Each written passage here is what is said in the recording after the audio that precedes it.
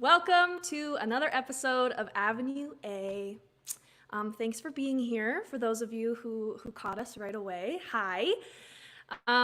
It's another Friday, and I'm excited to be doing another episode of Avenue A on Friday evening with you all. So thanks for being here. Um, if you are watching this right now, leave a comment, whether you're on Facebook or YouTube, drop a comment and we'll be able to see it in the studio and say hi, because I want to see who's joining us today. So if you see this, drop a comment and we'll say hi. Also, before I bring on my very exciting guest, I wanted to say that so we stream Avenue A both to Facebook and to YouTube. It goes to my Facebook profile, and then it goes to the Avenue A page, and then it also goes to my profile on YouTube. So if you are watching on YouTube, click the little subscribe button to help build my subscriber network. So if you are on YouTube, yeah, just hit that little red subscribe button. Also, I haven't ever mentioned this before, but this show, Avenue A, is a platform that I built using StreamYard. Hi, Gabby. Thanks for watching. So yeah, I built this platform on a multi-streaming platform called StreamYard. So what StreamYard does is it connects to all your social media destinations. So I connect my Facebook page and my YouTube page, and you can connect your Twitter or your Twitch, your Periscope, your LinkedIn, and you connect all of those destinations to your StreamYard. And then that's where I get all these like little branding things that I can do, like my logo and my little name there and this image overlay that I always put up. That's all done through StreamYard. So you can do like really customized, cool graphics. And let me show you the StreamYard overlay. There we go. You see we're live with StreamYard. So I just wanted to give StreamYard a little shout out. I'm an employee of StreamYard. I work in their customer success area, and I've been loving sort of developing this show using StreamYard. So if you have any multi-streaming or live streaming needs, I would highly recommend it, and you can hit me up in the messages and we can talk about it, because I'm really excited about StreamYard. I think it's a great platform. So that being said, I'm very excited to introduce a very special guest today. His name is Anderson Carr. So Anderson is a Portland-born director, actor, producer, and professor, now based in Spokane, Washington. He's currently a visiting assistant professor of acting and directing at Whitworth University in Spokane, and previously he studied at the Lear Academy of Trinity College, Dublin in Ireland, where he got his Master's of Fine Arts degree in directing and collaborated with ANU Productions there to create unique devised theater. Before that, he was the artistic director of the Portland theater company Village Players for nearly a decade, where he directed and produced plays and musicals with an emphasis on ensemble and company-driven work. And Village Players is actually where Andy and I first met almost a decade ago. I think it was 9 years ago, which is psycho. But I auditioned for his production of Midsummer Night's Dream, and we've been friends ever since. So please welcome to the show, Anderson Carr. Hi. Hi. That was a exceptionally No, great I can't hear introduction. him. Oh no, There. you can't hear me? I'm here. Well, Thanks for thank that you. introduction. That was awesome. No, I can hear you now. Great. Yeah, you're I love welcome. it. It is everything that is true. It sounds fancier coming from other people. So that's fun. It's fun to hear Well, about good. yourself from another voice. It is. Yeah. Thanks for joining us today. So happy to be here. So excited. I've been looking forward to I'm it really excited. for weeks. And I'm loving what it is. I'm loving watching it as it goes along. So I am not just here today. I've been following along since the beginning. So it's been fun to watch it. Thank you. That's really nice of you to say. Yeah, so as I was saying, I was actually thinking about how long we've known each other, and it's almost been a decade. I don't know if you knew that, but that hit me today, and I think that's crazy. I think it is crazy. I mean, I think it's also just so fun too. It's one of the fun things about theater is that your paths cross, and almost 10 years ago, I don't know that either of us thought that they would have continued to intersect throughout Yeah. this time, and so now they are, and so it's a fun I mean, that's networking already, right? It sure So, is. Oh, hi, Mom. Thanks for commenting. yay. Okay, so it's interesting that you brought up networking because this show, as you know, has an emphasis on networking as well as acting and the industry. And I'm really interested in different people's experiences, both in the industry and with networking in general. So I'm wondering, Andy, what's your definition of networking, and how does your personal definition of networking maybe differ from how you were taught networking means? Yeah, that's a great question. I think it's interesting because I feel like I have to start with the like how I was taught. And actually, when I ask myself that, I don't actually know that I ever had like a professor or a director or somebody tell me like this is what networking means. I think I just inherited this through osmosis, this idea of networking that I didn't ever. I don't know. I don't know that it's actually accurate, but I feel like, I mean, you could correct me if it's similar to something you've inherited, but I felt like it was a very transactional. It was all about branding and selling yourself, and it was all about appearing impressive to a lot of people, and really very little about meaningful connections at all. It was like Mm, sell yourself, be impressive, work the room, shake as many hands as you possibly can. And I'm like, great. I just never felt personally impressive enough, or I always felt like an imposter. I still feel like an imposter so many times. Every time I like start directing something, or even in the classroom, there's times, I'm almost every time, I'm like, why didn't they hire a real director to do this? oh Like, my what are God. you doing? And then you have to Okay. realize partway through that like I get over that like 2 seconds into the process. It's just like Yeah, I always have this imposter syndrome sure. that I don't think is helpful, but I also don't know how much of it I am responsible for. I think it's an industry wide. Mm, I think the industry kind of benefits from a lot of people not feeling worthy to be in it, mm, and it lets a lot of artists get taken advantage of, and undersell themselves, and uh, not take the agency I think that they have in spaces. But yeah, I think I just had all. I never felt impressive enough to sell myself, and so I just kind of rejected that kind of networking entirely. I was like, well, I'm not going to sell myself, and I kind of went for the idea of like my work will speak for myself entirely, because it was like an anti-networking stance, and I don't know if that was also a helpful response. But now, especially, even it's been fun listening to other people answer and engage with this question on your show, because I think I'm yeah. even learning a little more, and I think I've changed my own definition of what networking is.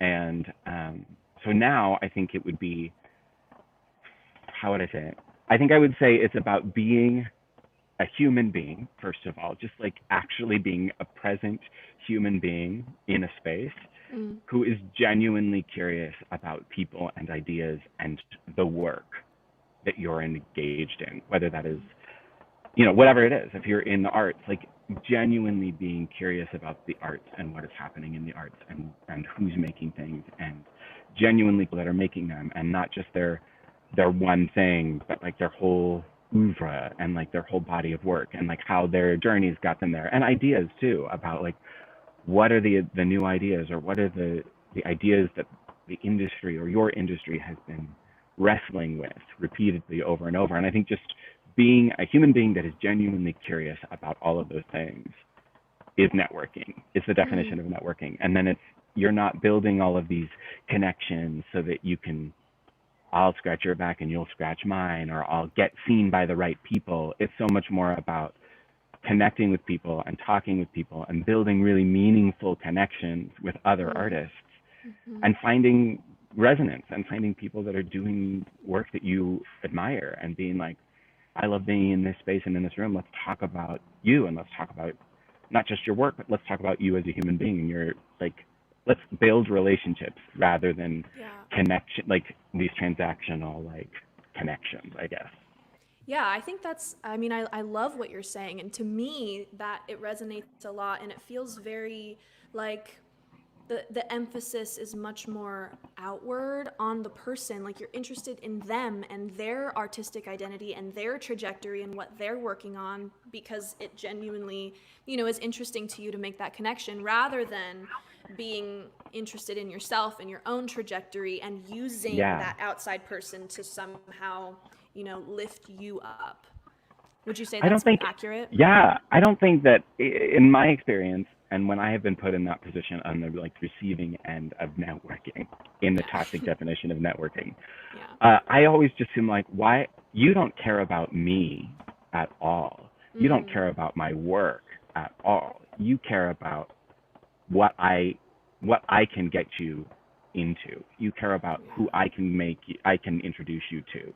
You Yeah. don't. I am just I don't know, a stepping stone or a cog in a machine, and you don't see me as a human being either. You just see me as my Right. position, or you see me as my friends, or you see me as like I'm just an intermediary to you. Where I'm I not can get you. right, Yeah. and I don't think anybody likes being that person. I don't think anybody likes engaging with somebody who doesn't see them as a human being, who sees them only for what they can do for you, or what yeah, or their position Yeah. even. Like I can't tell you like how many times as a director, when people find out that I'm a director, the entire like tone shifts of a conversation, especially if I'm talking to performers. It's like Mm. suddenly we're not having a conversation anymore with that's between two artists or two people. It's about suddenly, oh, maybe you're going to cast me in your next show. And I think some of that is like just inevitable in the Yeah. industry Right. because you Right. suddenly are like, what have I said anything stupid? Oh no, you know, like Did I just ruin my whole career? yeah, but I think as a director, I mean, I try and create really. I'm like all about smashing the hierarchies of traditional theater making and egalitarian theater, and really kind of equalizing the playing field for people, and saying like actors are just as valuable, in fact, in some ways, much more valuable than a director is to the process. And so I think it's interesting when people suddenly like try and put me on this pedestal in a conversation, and I'm like, I just was having a great time having a human conversation with you, and now I am in a position of will he cast me or not, or will he Mm. potentially cast me in the future, or who does he know that could get me work? And I'm like, Yeah. I just don't Well, think anybody likes to be in those positions. no, I agree. And I have to say, like, I mean, I've worked with you multiple times on multiple different projects at multiple different levels. And I have to say, like, from my experience, your directing style is so much what you said, like equalizing everyone involved. And I mean, from an actor's perspective, like that is so valuable and also very rare. And it's one of the reasons why like I keep wanting to do work with you because, it is so nice. I mean, you know this, and this is why you do it this way, but it's so nice to feel like your voice is heard and your voice is valuable, even, if you are in an actor's position instead of in a more powerful position like the director or the producer is. So I just want to Yeah, commend you for that because you create a lovely environment for your actors. thank you. I mean, that's why I went into those avenues. I mean, I still would consider myself a performer, but that was the main Yeah. impetus of me going into directing and those things, is to give to other people the agency that I didn't feel when I was an actor. I felt like I was Mm. this puppet that was existing to serve another person's artistic vision, but my artistry didn't matter in the room. My Mm. ability to follow directions or to realize a vision was important, but not me. Yeah. And and I think also like those, as we know, all of the myths of replaceability and things like that actors are fed of like you there's 100 other people that can do your job. It really destroys the idea Yeah.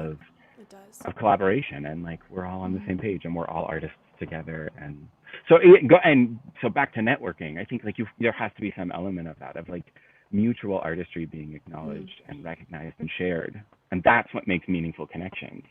Mm. um, that isn't just all about what role do you have, what role do I have, what rooms are you in, what rooms can you get me into. Right. There's obviously always parts of those underneath, but if that's the primary aspect of our interaction, I'm gonna forget you or do my best to forget you, probably, because I'm going to be like, where are the other people in the room that I want to be talking to, that I can have an interesting conversation that isn't about what I can do for you. Mm, I think Yeah. that's striking and very very good advice. So I'm wondering, how has a failure or maybe apparent failure set you up for later success? And do you have a favorite failure of yours? Oof, failure. This I is another know. thing. This is I no, it's know. so good. These are such good questions. Um, I think, like, again, like in the same way of like challenging definitions of what networking is, we're just I think our definitions a lot of times are, some of them are killing us and our industry of how we are defining things. And I think networking is one of them. And I also think failure is another. And I think Mm, especially right now with COVID and with Black Lives Matter, these mm, are moments in which we are actually given a little bit of space to question and to redefine these words, and especially redefine even the big term of like theater and performance and liveness. Those are huge things that are, yeah. this moment is letting us go, what is our definitions? Because the ones we have been using maybe for a long time are not, don't fit as neatly in this moment. But regarding failure, I spent so much of my life fearing failure and like aspiring to be a perfectionist. In fact, like that was Mm, an identity badge that I like was like proudly wearing all the time. I was like, I am yeah. a perfectionist. And I thought Mm, it meant that meant I was not going to fail as often, and that was good because I saw failure as the worst possible thing that a human being could experience. mm, But honestly, if I'm like brutally honest with myself, it wasn't until I actually uh, embraced failure that I actually started making interesting work. So like it wasn't until, I mean, interesting. I think we're so risk averse. Like we're like cautious, and like we're cautious, but we're smart cautious, and like we have our types and we have the things that we're like, this is Mm, in my wheelhouse and I feel really solid and strong about this, and I'm going to stay yeah. here because it's safe and secure and I feel certain in my ability to do these things. But I established those ideas about myself really early, and then I didn't really challenge them ever because I was so Mm, scared of failing. Um, but it wasn't until I started reaching for things that were outside of those things that I started making work that was interesting not only to myself but I think to other people. I think mm, there's many people that would be like, he was fine as an artist, like great, yeah. you're good, you're fine. Yeah. But it wasn't until I actually scared myself and actually gave myself permission to fail that I actually started doing things that were interesting and not boring. Um, Hmm. so it now again in redefining failure, I'm all about it. I'm all about encouraging students to fail all the time and making spaces in rehearsals and in classrooms where failure is not only allowed but it's encouraged. It's like try, reach. This is the time, this is the space to really like go for it, and like the failure is where you learn. The failure is where you try. And there's also I think something really magical. I think in our commercialized American theater industry, it's so heavily like we've got to like it's so connected to dollars and cents, which is not necessarily here neither here or there. Not the point of our conversation right now. Right. But I Right. think that culture creates a very risk averse artistic environment. Hmm. We try to eliminate all chance of something going wrong, or all something anything that could not be good, or anything that could isn't gonna it's gonna be risky. We kind of eliminate that risk. Right. But I think it's actually like I don't know. I think it makes predictable work and it makes boring work. And I think the moments in theater that I have encountered that I have been like the gasp moments have been the moments in which failure has been present, or the chance of failure, where somebody was reaching for something and you're like, I don't know if Hmm. they're gonna do it. I'm like, I'm pretty sure they're gonna make it. I'm pretty sure they're gonna hit that note. I'm pretty sure they're gonna land that leap. I'm pretty sure that they know what they're doing. But I don't know that this is that, because there's something that I think resonates with the human spirit of failure, because I think we as humans Yeah. encounter failure on a regular basis. So I think there's just this, I have found so much more oxygen and so much more excitement and meaning in my work and honesty in my work and in my life when I have embraced failure. And so it's hard to say, like, my life is nothing but failures. And my work has been nothing but failures and trying things and like not doing them well. But I think it wasn't until like I was in grad school in Ireland that I started really going like, I have to produce at such a rigorous rate that there's no way that I can eliminate all of the risk of these choices. Or if I eliminate all the risk of these choices, I'm going to be making the same thing all over and over and over again because Ah, it's all I have. And if I'm yeah. only going to be safe, then that's all I've got within me right now to do that's Yeah. safe. So I started just like having to explode my definitions of failure and be like, well, let's try this and And was that learn. terrifying?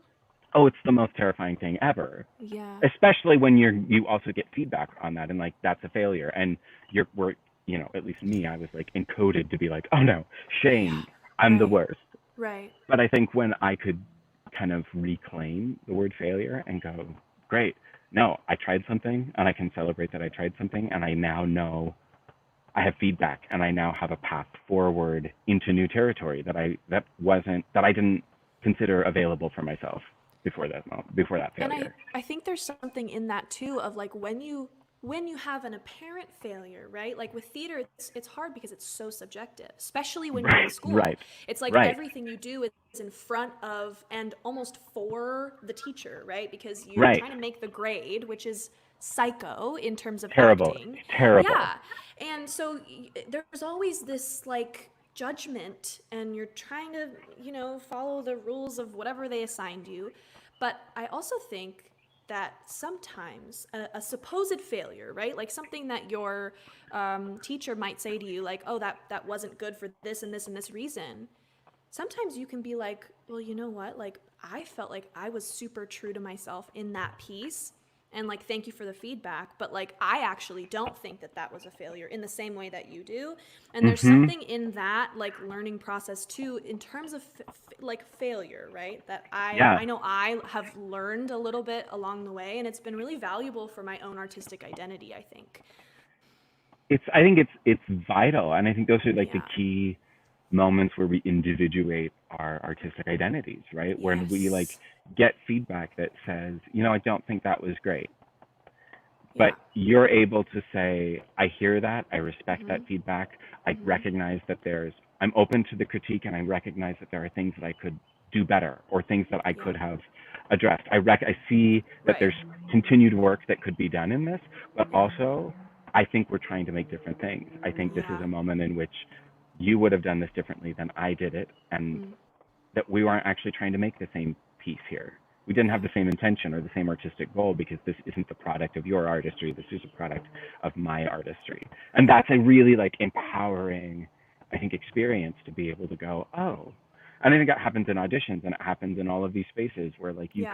when you can rest in some confidence in your choices and in your artistry, that I don't think you can actually build that confidence without failure, right? But when you Yeah. can, have that confidence in your artistic choices and you can say, yeah, I'm doing this and sure there's so much more to learn and I'll forever be learning and growing and continuing in this journey, but I can stand in my choices with confidence because of failures Yeah. and just because you use the word failure for this doesn't mean that I'm using the word failure for this. Mhm. And again, it's these definitions that are subjective and different for a lot of people Yeah. and sometimes I think we need to say, so what is your definition then of success? What would have been successful for you? Right. Because we throw around failure, and it's so effective because we're all like, I failed. But I think it's fun to think about failure as like, at least you tried. I think if Yeah. failure is connected to effort, if you really tried something and you failed, I tell my students all the time to like fail fantastically, which I think is the Mm. marrying of those two things. Of like, I if love that. you're gonna fail, go all like try something, reach, Yeah. and fail fantastically because And it yeah. yeah. No, I think it's so poignant to me. Fail fantastically is like an amazing motto, and you've said it to me before, and I certainly carry it with me because failure is so scary. But there's ways that we can shift the definition in our minds, like you were saying. And I think it's so interesting too, because you have a very unique position with your experience both as an arts student on multiple different levels, Hmm. internationally, and then also you're an arts professor, so you have a very specific like multi-lens, which I think is so fascinating. And so I'm wondering, what piece of advice would you give an art student on their way into the quote unquote real world industry, and what advice should they ignore? Okay, so luckily I get to answer this question a lot. Or I mean, I guess sometimes I use my like professorial privilege and share this information whether or not my students care to hear it or not. So sorry about that if any of my students are watching. But uh, my main advice that I usually give to students that are in that moment of transition has to do with their own artistry.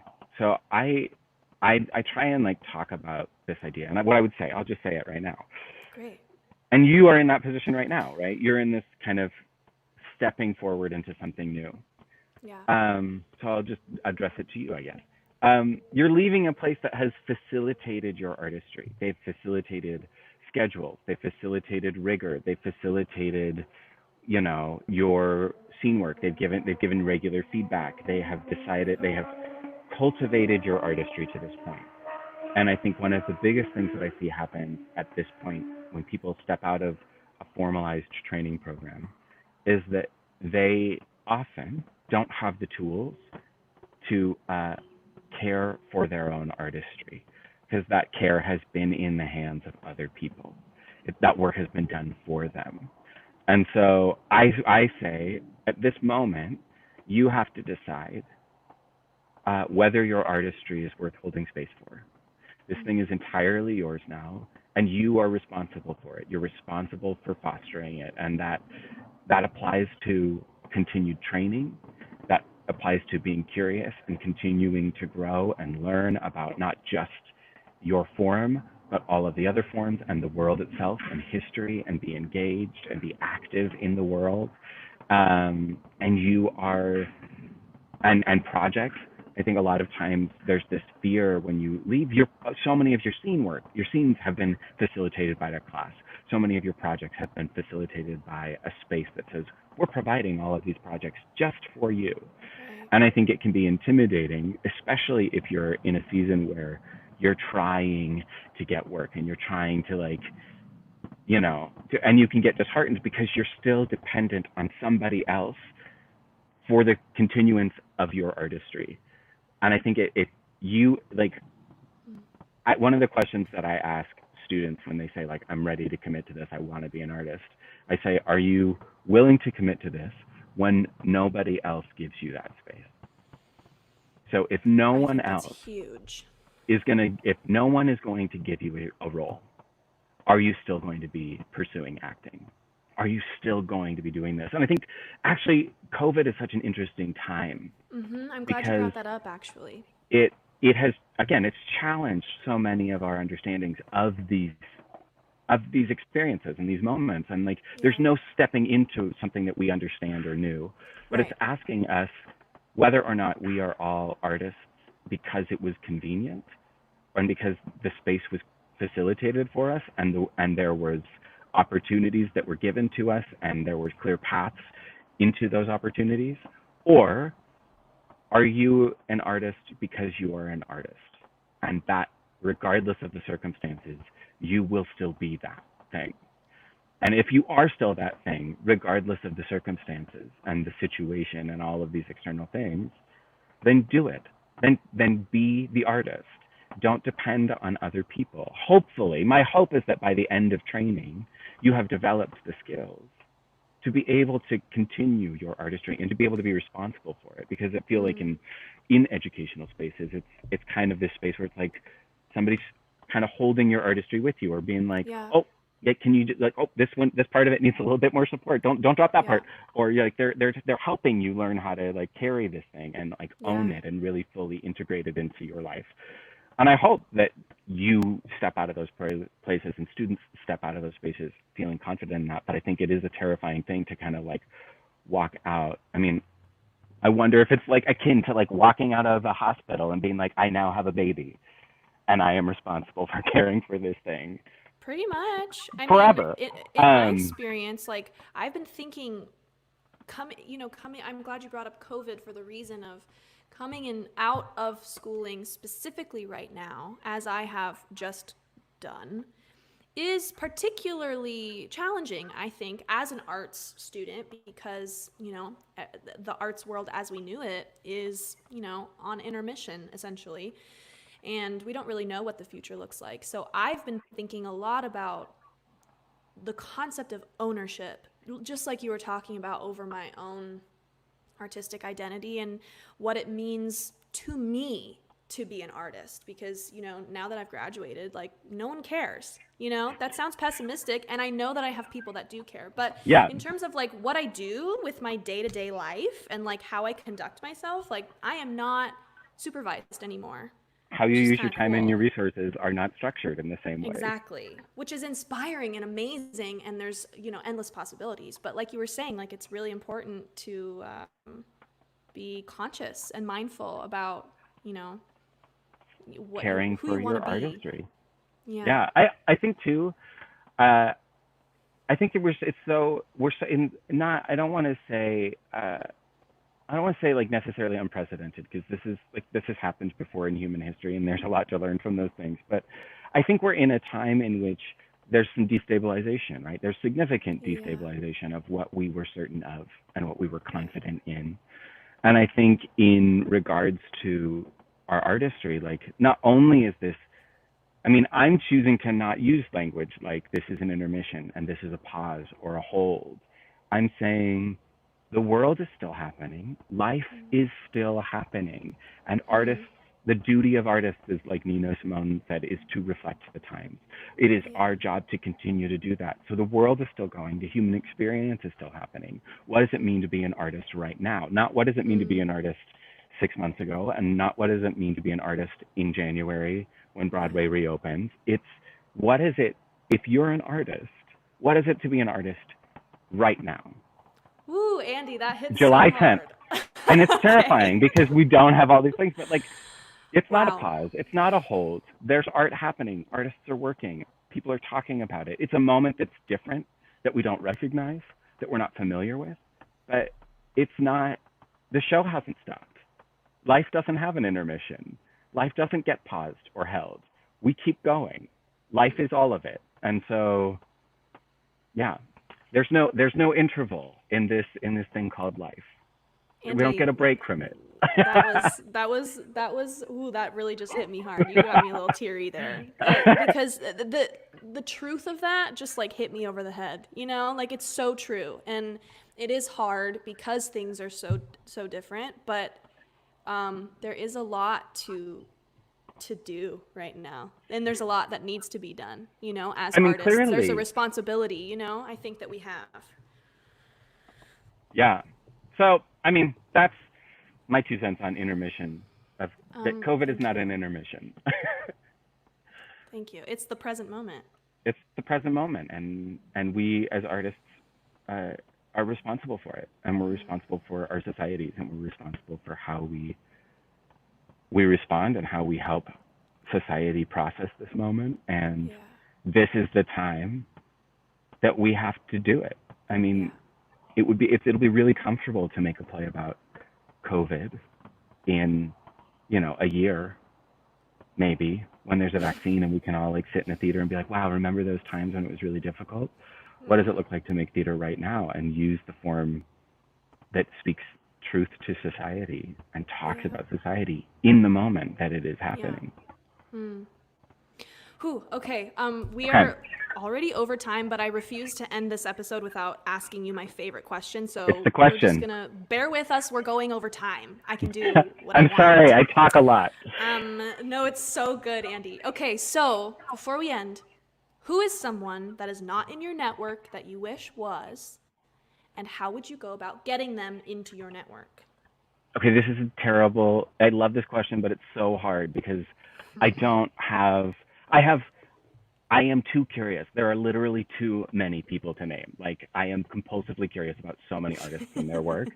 And one of the things I realized is like, I don't know, I mean, I'm still, even after what we said before, I'm still hesitant to use the word network because it's still charged with a lot of negative connotation for me. But I like the idea of being in network with people. Like, I want to be in network with with people.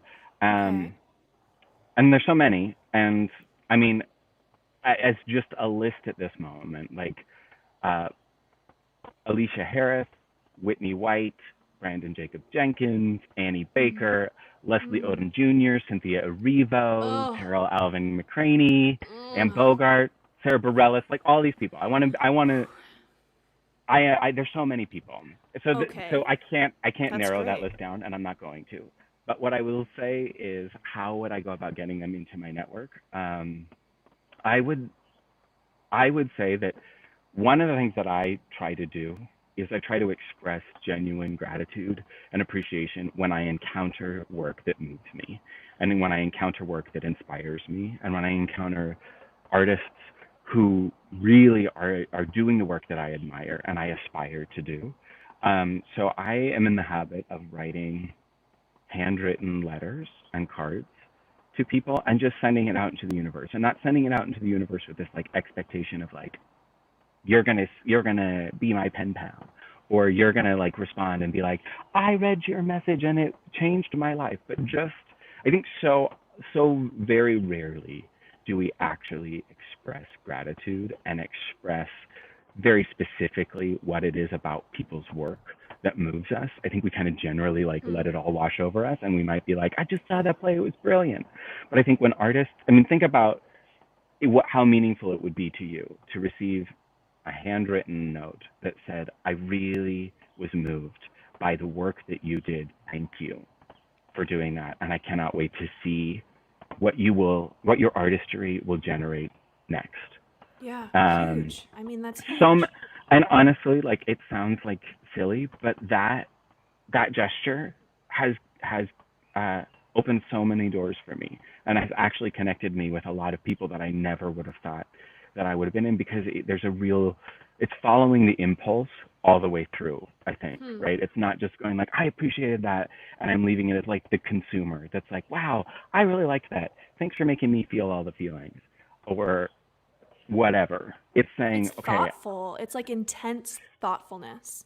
it's Yeah. I was activated, and I'm going to complete that, and Yeah. recognize that there was, and because I am an artist myself, I recognize the effort and the labor and the skill and the training and the all of the hours and hours and hours and thought that goes into creating these kinds of the work that I think moves us. And so really being sincere and intentional and communicating, and even if it's a reach, and even if it's, going beyond. And I don't think, I mean, like, it's fine. I think it's, whatever.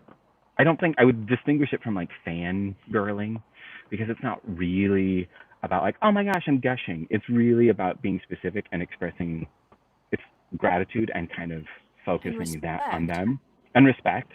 Yeah. Um, Hmm. but yeah, I think that's how I have found success, and that's how I go about doing those things. I also think there's something really back to curiosity, like, keep making work that, like, keep being aspirational, keep risking and failing fantastically, and keep applying that. And I think sometimes you will find yourself in the spaces with those people before you realize it. Hmm. You don't, it's not like, oh, I got to figure out the path, and I got to figure out if I talk to this person and this person and this person and this person. I think some people do that. Some people are like, have that kind of calculated like trajectory. What Yeah. I have found in my experience is that there's not really a path, and there's not, like, everybody's path is their own. Right. Everybody has their own compass that is calibrated to them and their values and their experience and their needs. So you follow your compass, and if that's aligned in a certain way, you'll cross paths with other people. But it's kind of hard and difficult, and I think fruitless sometimes, to try and follow somebody else's path and go, well, how did they do this? What are the milestones that they did? And I'll Hmm. follow their path.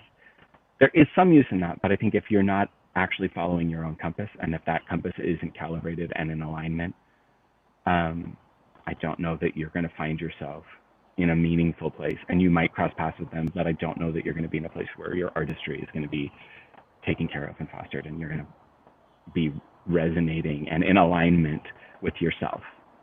Um, I mean, thank you. Thank you for that answer. I know it was a long. I talked too much. I'm sorry. No, that's okay. I mean, this interview was amazingly inspiring for me, and I hope for the people watching as well. Thank you so much for taking the time to be on this show. I mean, you have endless wisdom and experience to share, and I feel so lucky that you took the time to be on the show and share some of it with me. So It's thank been you. my absolute pleasure. I'm so Um, excited. for anyone watching, if you want to find Anderson on Instagram, you can find him at Big Anders. Love that. And Facebook, Anderson Carr. You can see it here. And then also his website, www.andersoncarr.net. So look this man up because he is the bomb. Thanks again, Andy. Of course. Can't wait to work together again. Me too. Have a good one. You too. All right, y'all. Thanks so much for tuning in. This was our longest episode ever. That was not intentional, but I think it was really important that we got all of that in. I mean, I feel super invigorated, and I was tearing up at one moment because that was just striking. It was a striking interview. So thank you if you joined us. Thank you so much for being here. Tune in next week. We'll be back, and subscribe to my channel on YouTube. Okay, I will see you next week.